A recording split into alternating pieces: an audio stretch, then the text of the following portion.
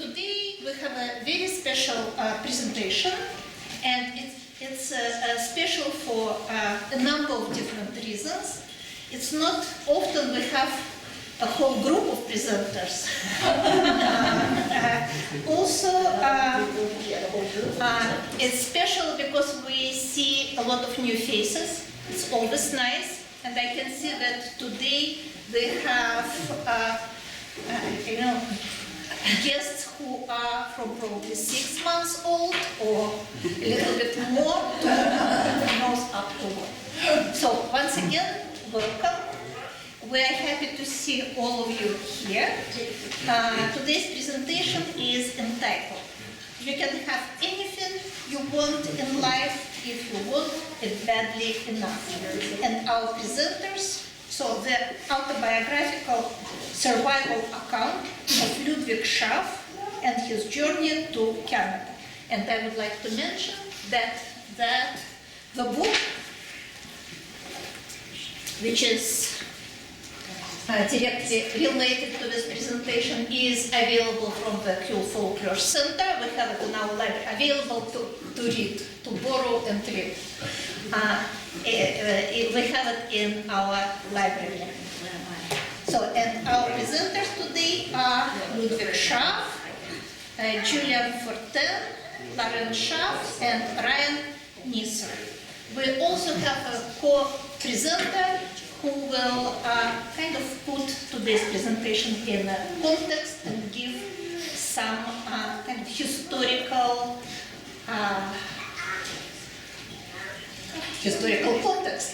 And this is Dmitro Yesipenko, who is the Kule Folklore Center graduate student. And Dmitro? Thank you, Elena. I'm very glad to see you all here. It was a big plan, a big day for us, for our center, a very special event because of this family mood, of this atmosphere. Thank you all for coming.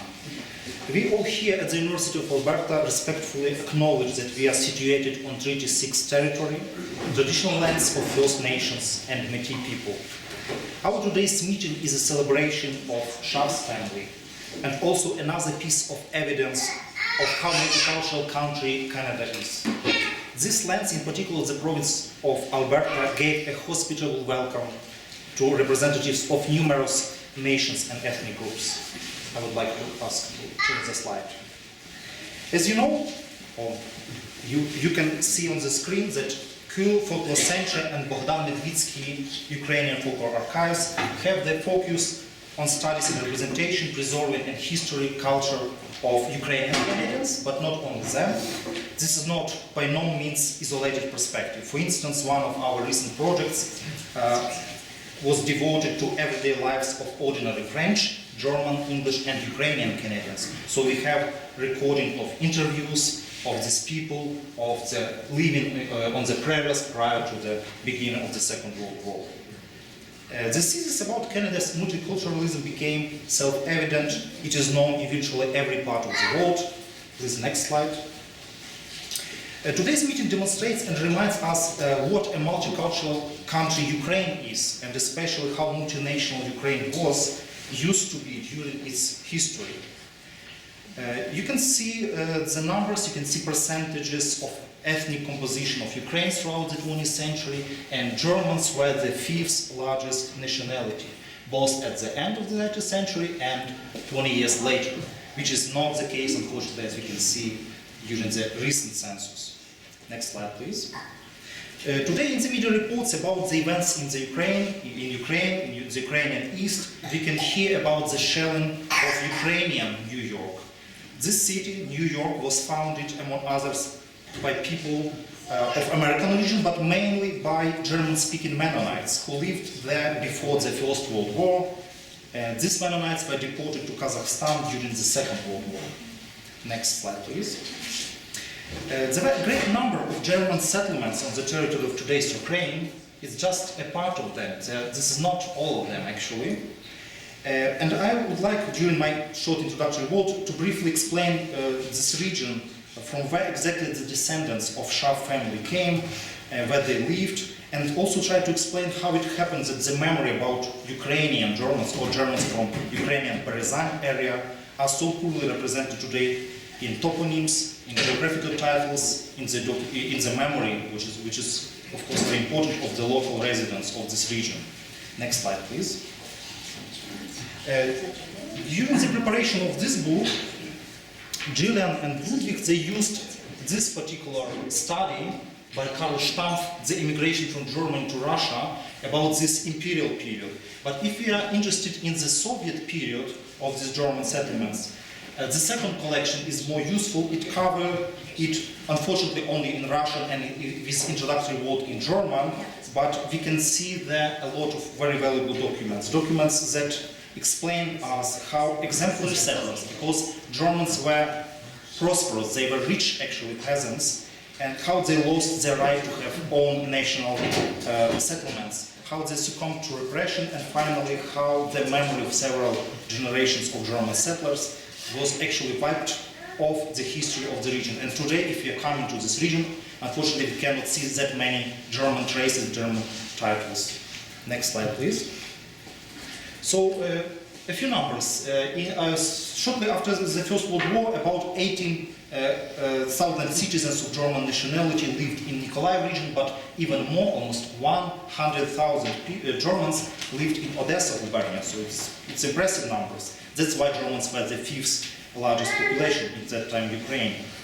The main interest for us is the national German Landau district in Berezan area. It was almost entirely German-speaking population, 96% of that.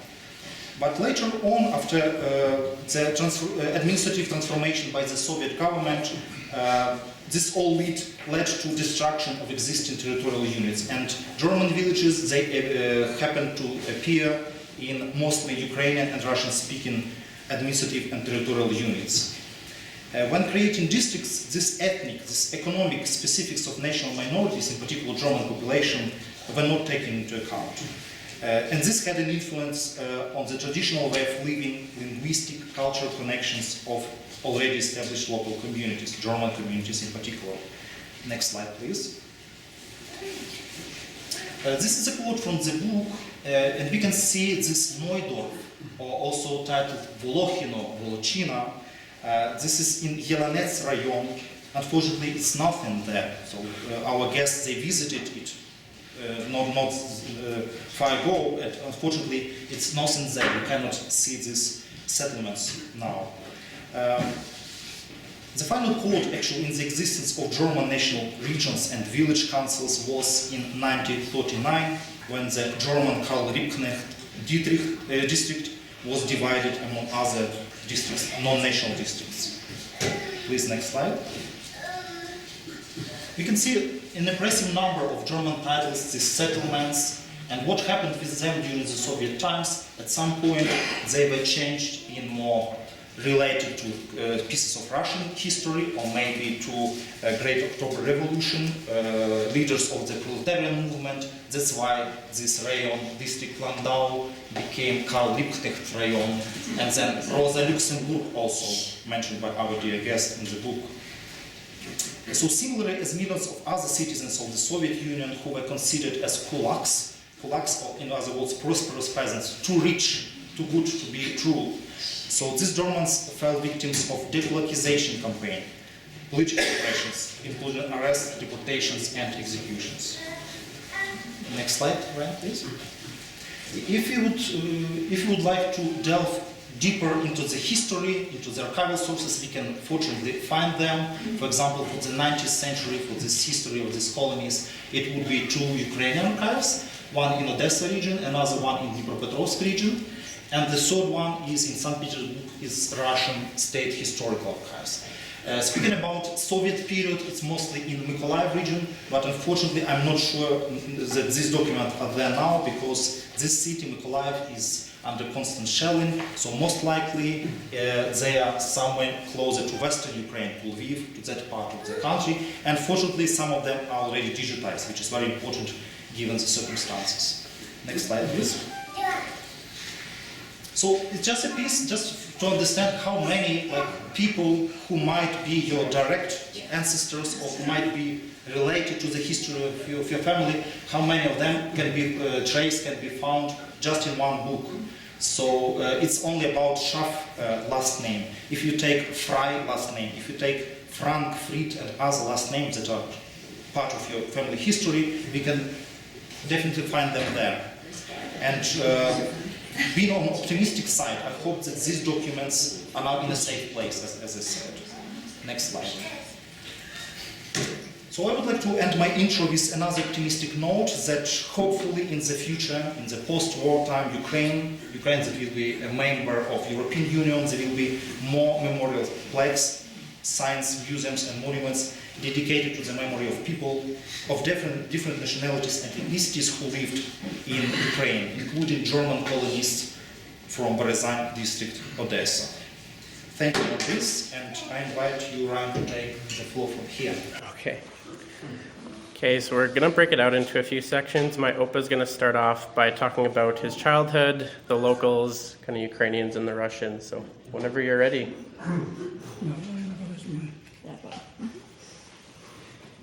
You should stand up. Do you want to? Sure. Okay.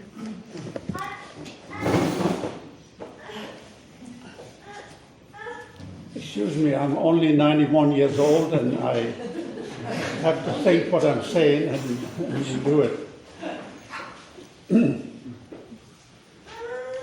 That's part one, yes. Again, I'm Ludwig Schaaf or Louis Schaaf, 91 years old. Our granddaughter, Jillian, wrote this book. Filled with memories to pass on to my families and friends. My first memories of my childhood was September 1945. 35. When my brother Thomas was born. I was 4 years old, sitting outside in Landgeld beside a dirt house with my great-grandfather Louis.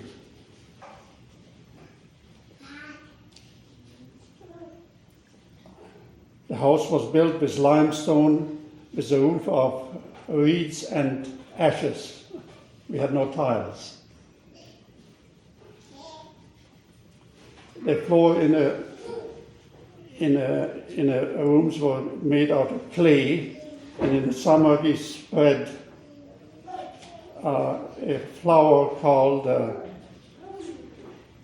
was growing in our pastures. We spread it around and had a good smell.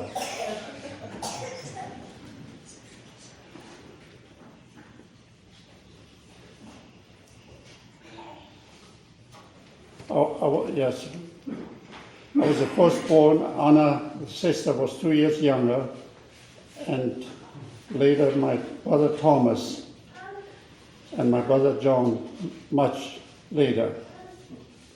My father was a shoemaker and my mother was working in the fields, in the kolkhoz. She was a stakhanovka. She worked 2 shifts in one day.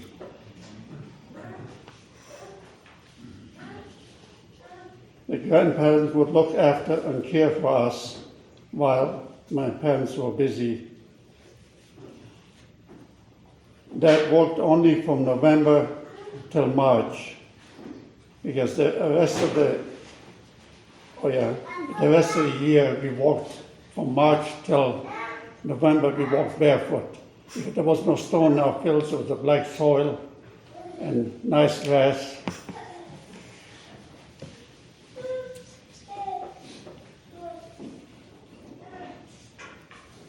And my father had a lot of shoemaker friends that used to come to our village. We had vineyards, we had a lot of wine, a big cellar, and they would have some meetings, shoemakers, and they had a little vodka, maybe some wine, and I had to go sometime twice to go to to the store. Only thing we had in the store was vodka and halva.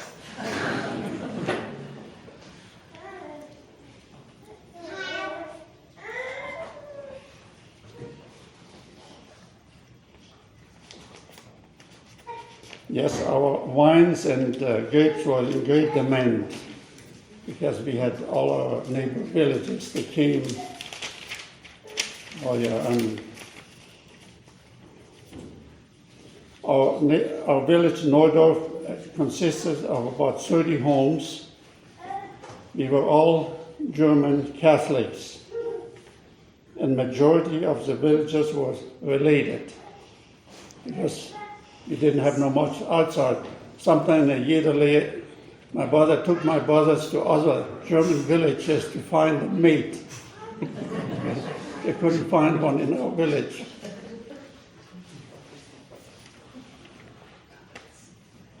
Since 1929, we lived as a commune that started under the communist regime.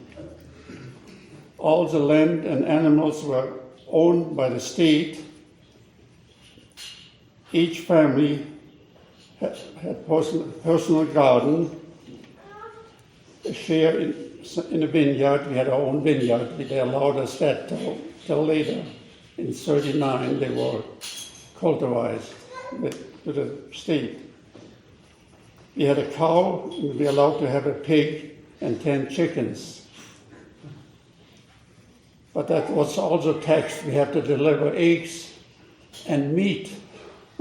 So we all got together to butcher a cow or a calf to give the government meat.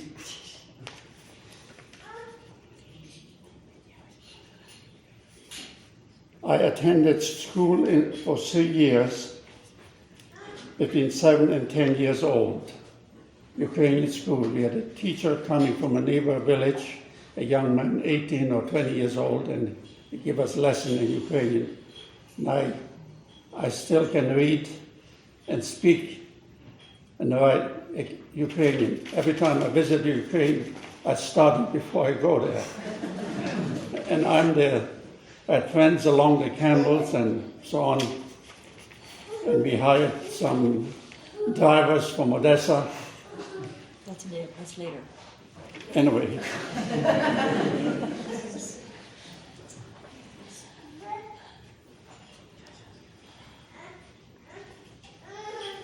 Yes, our classes were all in Ukrainian. My parents also would attend compulsory political party meetings every Monday night. And I was the oldest in the family, I had to look after my sister and my brother. I was only maybe 5, 6 years old, but they had to go to that meeting. If they wouldn't go to the meeting, there was a board, and they were ostracized. You know, you could not meet because the Communist Party were very strict.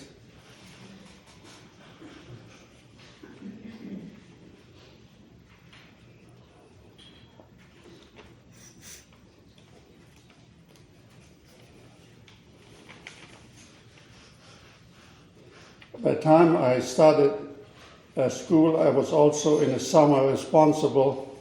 My dad worked only in the winter, made Valenki and stuff, and rubber boots or the tires or tubes. And in the summer, he took on a herd of cattle. But guess who did it? I was up from sun up till sundown. At noon, I brought the cattle into a trailer. And the women come to milk their cows. My mom brought me my sandwich, and I went out again and came back by dusk.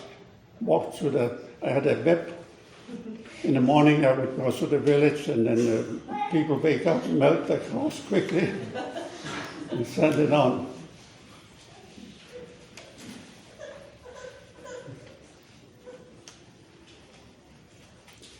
Okay.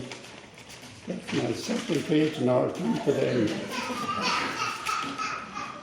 Our last summer in North of 1941, another girl in our village and myself chosen to go to Bratsky, the Stalin like Stalin Jews. I was picked in the village, another young girl, we were 10 years old. So we went, we had a lot of fun, with a lot of Ukrainian neighbor friends and so on. And then the war started. Hitler attacked, and there was a big write-up. My dad didn't read or write. He was malahramatny. So I had to always read in the news and what went on in the war, and so on. And anyway, we were sent home when the war started.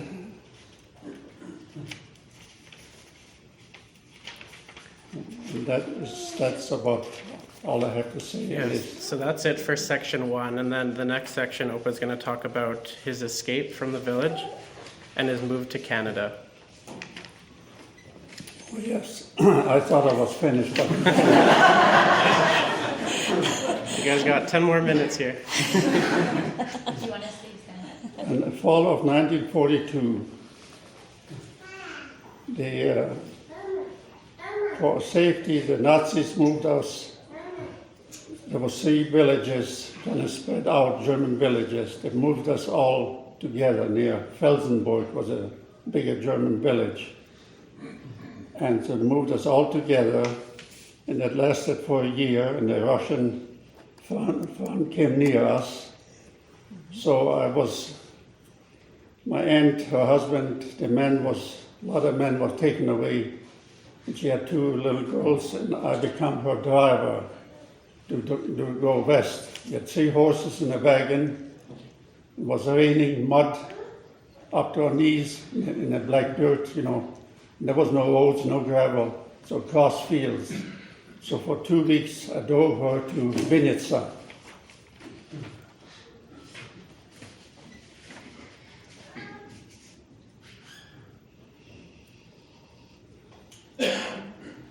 And then the ladies with our husbands, they were taken away by the Germans for whatever, to serve. They put the women in Vinica into a train, and they went to Lodz in Poland. They were in Laos because we were months on the way, a lot of lice, and had never had a bath. So then I met my parents again, and we went on. We had I had a favorite little pony. It was 1 year old, and we became good. And by the time he was 2 years old, we had a big Belgian horse and a little Russian pony, and then this little 2-year-old, he was my buddy. I was riding him, and he was like a dog to me. We ran around in the pasture and all those swimming. We had a river near us, and we made it all the way to Antonina, Ukraine. That's up towards Kiev, on the way out. And the front was only, Shepetovka was only 20 kilometers away. But the war was on, and we were not sure if we were going to make it. But in Antonina, they put us onto the trains and sent us to Lodz, Poland. But my body and our horses, my dad sold them for 30 pounds of sugar because we couldn't take him along. That was my saddest time.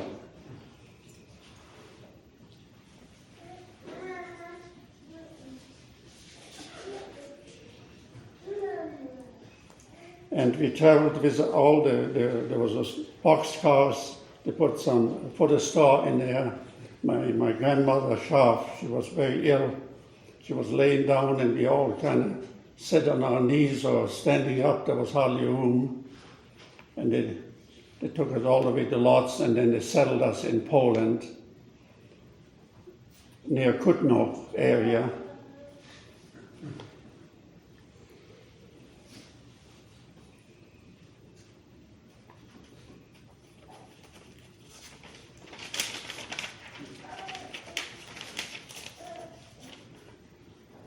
again, we were safe.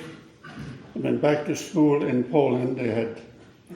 They moved the Polish people out and settled that province next to Germany with Germans from all what Germans took care of or overran, moved the Germans out and settled us in Wartegau, they called it. Water is a river. And we lived there for about 13 months. And then the war came closer to us. And in the meantime, our father was taken to dig ditches for the Russian tanks to go, so they couldn't come through. And then he came back home, and he was taken away to Czech Republic to train, because he was a tall man, almost as tall as me. A tall man became SS, if he was shorter, became German army.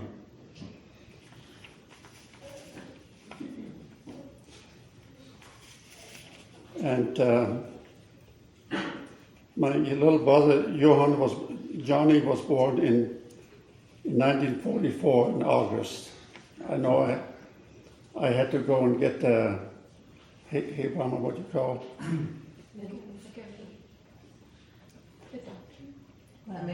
The midwife, yes. So I had to walk for about a mile to bring her to our house. I was 15 years old, you know, and asked me, what are you wishing for? You know, I was very shy and it was something new for me.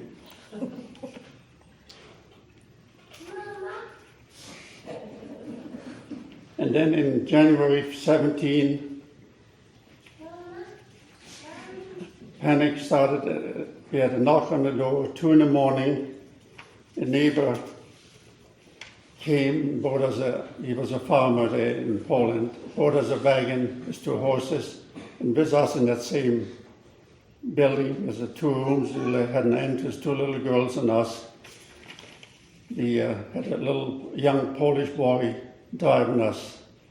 Well, he was about 16 years old. I was 13 years old. And after the second night, he was kind of napping and he went back home. And then I took over. And then our trip then was for weeks, driving ahead. All the German people came to the same road. It took us 3 days to make 10 kilometers. And the Russian front was 5 kilometers away. There was a big fight. A friend tells me from that next village, 6 minutes away, there was a big front. They had a Ukrainian army fighting the Russians. The tanks came across, and my friend tells me there was about a dozen Russian tanks shut down, and so they held the Russians back. The Ukrainians fighting the Russians. No, they were in a lesser army. Have you heard that before? You probably heard that before, yes.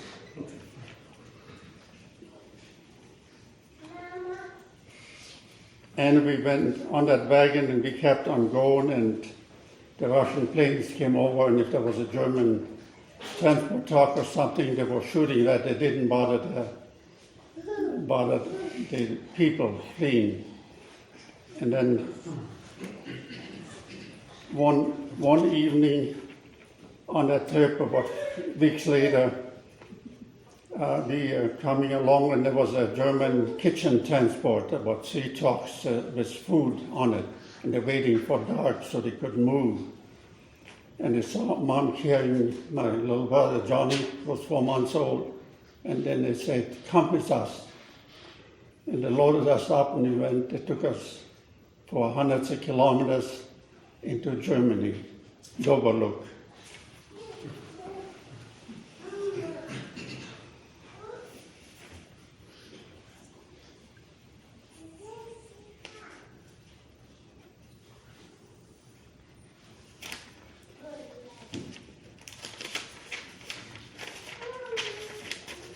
So I'm on my 3rd page, and that's almost the end of it.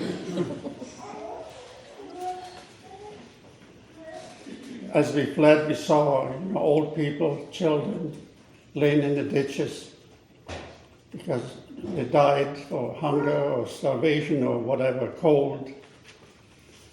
And a few times my brother Johnny was also laid down. Mom picked him up again. We kept on going.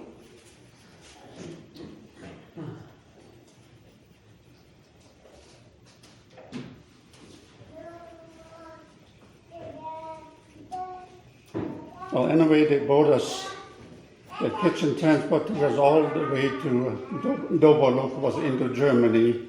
And there, the Red Cross, we stayed in a school, and didn't have a bath for months, for whatever, for months, and we were looked after by the Red Cross. And we had an aunt in Berlin, another aunt near Hanover in the northwest. And they said, don't go to Berlin. So the Red Cross gave us permission to go on a train. And we took a train to go to a village, Großüstedt in Germany. So that was the train, and then we walked 13 kilometers to meet our aunt. And her little son saw us coming, and he says, "You run back to the house, I got some Russians coming." I had my dad's Moskovka on, overcoat. There's Russians coming, he said. That was us. Well, anyway, we settled there and went back to school in Germany. I mean, we had not much schooling over those 4 years, but we went back to school, and then later on the British came in, and the war, and May the 8th, the war was over, and then later and then all kinds of, my aunt, she was a cook for a German farming attendant in Russia, so she came right to Germany, and everybody had that address, her brothers, all their relatives, so we all made it to that village, and it was an English zone. The English were they didn't do nothing to us, we were not afraid. Our teacher said, "Don't be afraid of the English." In the First World War, I was in prison in England. So he said, "Don't worry, they don't do nothing to you." They never did. They came in, and sometimes we met the soldiers, when they came. They opened their conversation, their little fish, and had they gave me a bite. But we were not starving in Germany. The farmers, they were very well off, and we worked for them, milked their cows, and I worked in the fields and whatever after school. So then later in this year, all kinds of uncles walked in, get the same address of my aunt. And then one time in end of August, or was it? No, November, my dad walks in. He had the address of my aunt, where she was, and all his dad came in. He was in the front line where the German, what they call Siegfried line. That's what they put. He was SS because he was tall, and nobody could get through there. And then the Americans came from behind, and they were sitting up near Zweibrücken in Germany. And my dad went to the white hanky and walked down, and gave himself up, and he said, "There's hundreds more up in the bush." So he says, "You go and get them." So my dad walked up, and they ripped off all their SS lapels, because they were not really SS, but I guess they were tall, so they made them SS. And then one of the old guys forgot, and they walked down, and they noticed that SS lapel on this one guy, and they stopped. boxers came out and started beating those guys. My dad spoke up in Russian and German, and they stopped beating. He said, we're not what you think we are. We are forced to do what we are. And they never fired a shot. So they were taking prisoners. And that was under Eisenhower. There was a square mile fenced in prison. There was a million German soldiers in there. And Eisenhower was not the nicest guy. They said Eisenhower starved almost 1 million soldiers after the war. So that's the story. I know. My dad was in that camp, they hauled truckloads of bodies. The English didn't do that. They caught somebody and say, go home. If you're an address, So where am I now? You're running out of time. And, well,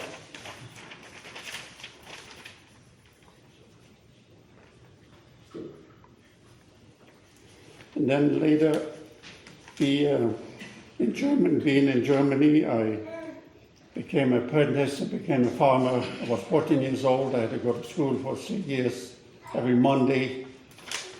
And the Russian front was 10 kilometers away to East Germany, and they came to us, the Russian KGB, to take us back. And I told my dad, if you bring once more one of those guys in, I'm going to kill him myself. They were going to bring him back. He said, you can go home to your home and everything. Well, he had a German girlfriend, and he says, Mr. Schaaf, don't believe what he tells you, because you go to Siberia and they're going to kill you. And one of Dad's friends in SS went back. 2 months later, we get a letter to kill them. But anyway, and then comes time we are getting ready to go to Canada, because we didn't feel good staying there, because it was a very shaky situation in Germany, and they thought there was going to be another war. And the Canadian government wouldn't take my dad because it was SS. And so my sister Anna, she was 17, I was 19, we went to Canada, landed in Beaver Bay was a ship.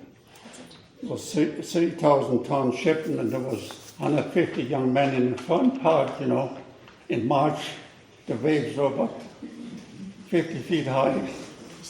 I was in the bunk 4 feet up. I was the tallest, so I crawled up there, and I couldn't put my feet on one end, and I was right in the front, and that ship went.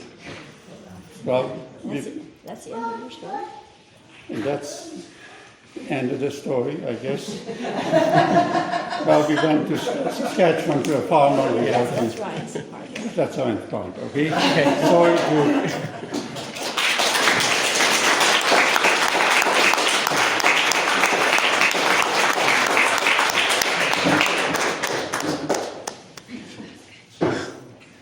Thank you, Opa, for sharing your story. Next, I'm going to talk about adapting to Canada and his very successful life and family in Edmonton. So after his boat made it into Canada, April 1951, Opa's first stop was in Saskatchewan, working for Johnny Blazer, who paid for the trip to Canada. Anna and Opa repaid him by working the farm. October 21st, 1951, they had to move on.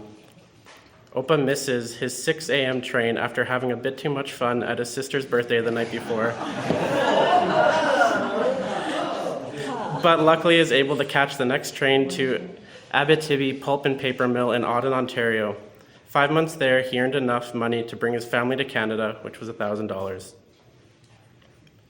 May 1st, 1952. His family came to Regina where there were few accommodations, so they went to Edmonton, where Anna had already found a place for them to live. The government normally would not have allowed his father to immigrate due to his time with the SS, but because the government prioritized the importance of families, his family was able to bring him over a bit later on their own means. Shortly after, in Edmonton, the family put a $20 deposit on a lot, which was significant which was a significant amount of money to them at the time. This is where they would build their first home. After the first house was done, "Build some more," Dad says. "There's a lot nearby. Why don't you build another home there?" At this point, Opa had already had jobs in Canada as a farmhand, a logger, an assistant in a mechanic shop, and a home builder. He would then go on to work for Golden Construction, CP Rail Shop as a boilermaker, where eventually he would get placement in Wabamun, all while working on the houses part-time with Tom after work. This eventually became their full-time job. It started with 3 houses, then 9 houses, and then by the 70s, they were building 60 houses a year. November 1956, this is when Opa met Oma, at a baptism for his cousin's child where they exchanged numbers for the first time after he drove her home. They would be married 3 years later. Opa, his brother Tom, and his friend Richard would drive 16 hours a day for his bachelor party in Acapulco, Mexico. That was fun. In Richard's brand new 57 Chevy station wagon with a mattress in the back where they would rotate drivers while the others slept on the mattress. I was a night driver. And I slept in the morning. July 4th, 1959, Oma and Opa were married. April 27th, 1960, their first child, Margaret, is born. September 16th, 1961, Barb is born. April 6, 1963, David Anthony, born, passes away 2 days later on April 8th from a heart defect. October 5th, 1967, Derek is born. Margaret and Barb now have someone to play dress up with.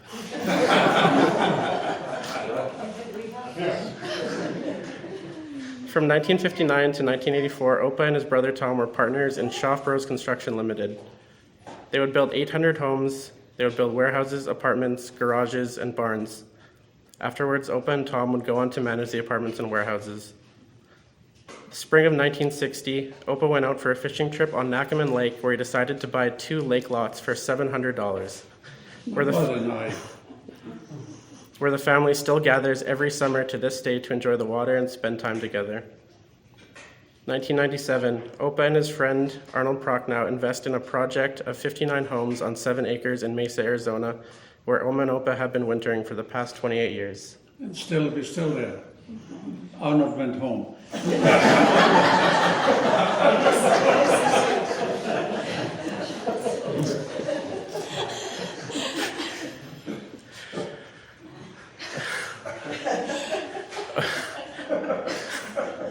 Oma and Opa now enjoy retirement with their 8 grandchildren and 2 great-grandchildren. So that is the end of my part. Next up is Oma, and she's going to talk about their recent trip to Ukraine. So we've been married since 1959, and I've heard so many of all these stories. But our dream came true in the fall of 2008 when we flew to Kiev, Ukraine, and sailed on a riverboat cruise down the Dnieper River to Odessa. And the picture there is the stairs in Odessa, very impressive at the harbor. Our itinerary showed us that we would have a 2-day stop in Odessa, so plans were made to hire a driver and a vehicle and drive to Louis' birthplace. Ihor and Yura, the 2 brothers from Odessa, arrived at the pier at 6 a.m. and they were driving a six-passenger Hyundai minivan, black with black windows. And our Uniworld guide, Irini, prepared us a lunch for the 6 of us. That was our friends, the Campbells, our 2 drivers, and Louis and I. Our driver only spoke Russian, but Louis was able to interpret for us. Our first stop was Speyer. This is where the Schaaf family immigrated to the area in 1809 from Germany. The original Catholic Church now had numerous aluminum domes. It is now used by the Orthodox community, and around the church there were goats tethered, geese were feeding, a horse-drawn wagon passed by, the women strolling by. No doubt they were curious to see this large black vehicle in their village. Along the way, we observed many of the homes were painted blue, and there were fields of sunflowers and corn. The freshly plowed fields were black as coal. We stopped at many of the villages along the way as we would be looking for direction. We didn't have a real map. If we would know of the village, German village Neudorf, later became Rosa Luxemburg. Our first clue was the sign, Steppe Reserve. And then again we saw Jelinets Steppe. We had learned about this area because of the limestone quarries. It had been organized in 1996 as an ecological reserve to protect the shrubs and the limestone formations in the area. There was no evidence of the village, and we found no cemetery because of the tall grass and thistles. 7 foot high. We then drove across the valley, which Louis could still remember, and spoke to a warden, and he confirmed us that this was indeed the village of Rosa. No sign of any buildings. We crossed the Buk River in Mykolaiv, across a new modern bridge, on our way to Karlsruhe. This place was of interest to the camels because Arlene's mother was born in this area. As we neared Odessa again after a full day of traveling, we saw markets with stalls of tomatoes, onions, melons, and grapes. We were anxious to get back to the ship because we had dinner reservations and our ship would be sailing. It was also the day that Odessa was celebrating their 219th birthday. We were filled with many impressions of the day, touring for a full day, the countryside, and by 11 p.m. we set sail for Romania amid a beautiful display of fireworks. And I was just add to that, Petro, my friend, he made us a map from village to village in the Ukraine. So we followed that, and Petro is right. So it's been great friends since, and we followed that and we made a good map.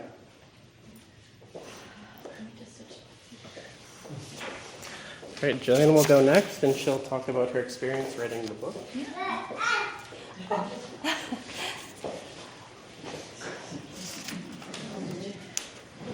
So I'm Jillian, if you haven't read the book before, and I was the one that formerly typed the book. So for those of you that haven't got to read it yet, the book is an autobiography, and because of that, I really tried to use Opa's phrasing in his words as much as possible. But this was really a delicate dance for me. I'm a self-described lover of language, and so prose and really rich text and metaphor is exciting to me, and I see it as like a tool for communication. So I had a lot of ideas in the beginning of how I would write the story. I really felt this weight on my shoulders to elevate the story and to make it as compelling as possible, because bits and pieces of the story have been shared many times over the years with our family, and because of that, unfortunately, sometimes falls on deaf ears, and I include myself in that. But as we really sank deeper into our work on the book, I started to develop a sense of urgency in bringing these stories back to life. So as Opa and I continued our work together, I started to realize I didn't really need to inject that fancy language to captivate anyone. And really, that the element that makes autobiography so powerful is perspective. The way that events are perceived and absorbed by the person living them. You know, the way it made them feel and described in their own words. The more that thoughts and feelings can be shared into someone's personal voice, the more easily we step into that person's shoes for a moment, and I think that's really when the story starts to come to life. Opa has always been an amazing, historian. He's remembered everything, and he does consider himself the historian of his family. And this really is important work, because what their family went through wasn't really documented well. And it would be really sad for those events to become blurred, just in memory over time. It seemed to me that he felt it was his duty to keep all of the facts and dates in order, and that by remembering every detail, by sharing it as often as possible. That was sort of his way of honoring the events and also the tragedies that took place.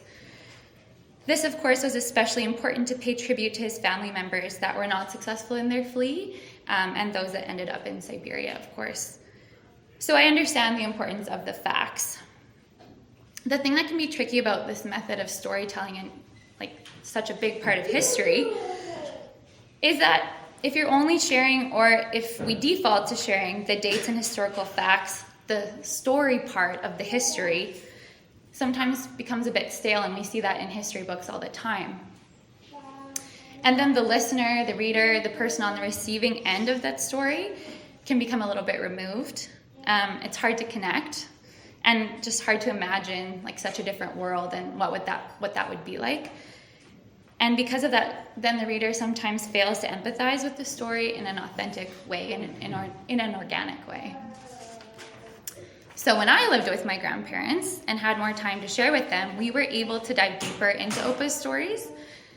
And then I was able to really catch glimpses of how he felt, what he was afraid of when he was a boy, the things that haunted him and still haunt him now, and what brought him joy in those hard times. And that's when it really clicked for me. And that's when the story started to come to life. I started to realize that incorporating perspective and vulnerability could be key in keeping the story alive and connecting with the reader in a really impactful way. That while the dates and major historical events are important, that I feel like for Opa to truly achieve this duty of honoring the story and bring the story to a larger scale, we would have to tap into perspective and really invite the reader into his shoes. So I tried to up my interview skills. I think the game changer for me was to start asking the right questions. How did that make you feel? What did you hope for? Do you have any regrets? Do you wish that didn't happen? How did that make you feel? Sorry, I said that already. Were you jealous? Do you still carry that? Have you been able to let go of that? And do you ever dream about what happened? And we talk a lot about, what you've been able to let go of and what you still hold on to. And we didn't worry about getting everything in the right order off the bat.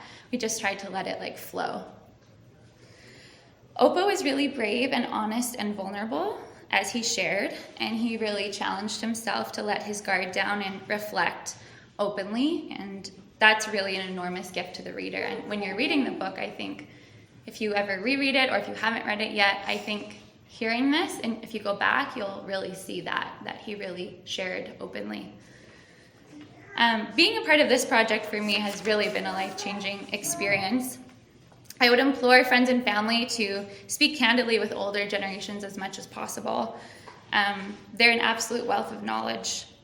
And I think, when you do that, don't just ask them what happened, but how it happened for them.